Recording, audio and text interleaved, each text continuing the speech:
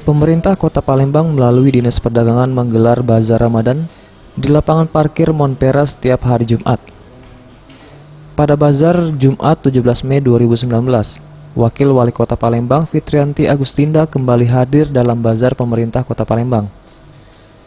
Dalam Bazar Ramadan ini, warga Kota Palembang dapat membeli sembako yang semula seharga Rp70.000 menjadi Rp50.000.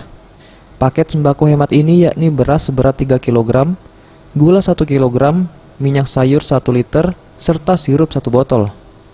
Selain itu juga dijual daging sapi beku seharga Rp80.000 per kilo.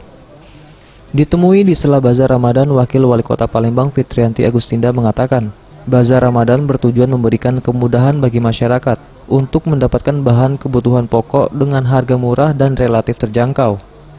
Selain itu, kegiatan ini juga diharapkan dapat menginspirasi banyak pihak yang ingin menggelar bazar sembako murah.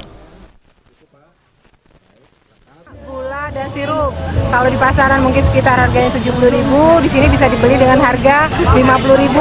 Dan dari Bulog juga menyediakan daging beku ya dengan harga yang Rp80.000. Jadi mudah-mudahan paket hemat yang kami berikan bisa meringankan saudara-saudara kita, apalagi ini bulan suci Ramadan.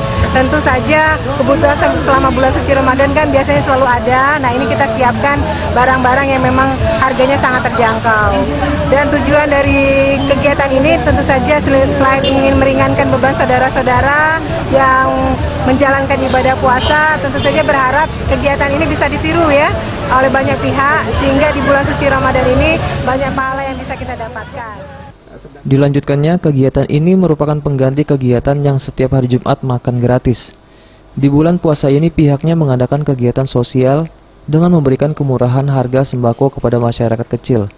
Selain itu juga diadakan kegiatan pembagian takjil di beberapa titik di Kota Palembang. Tim Liputan, Sriwijaya TV.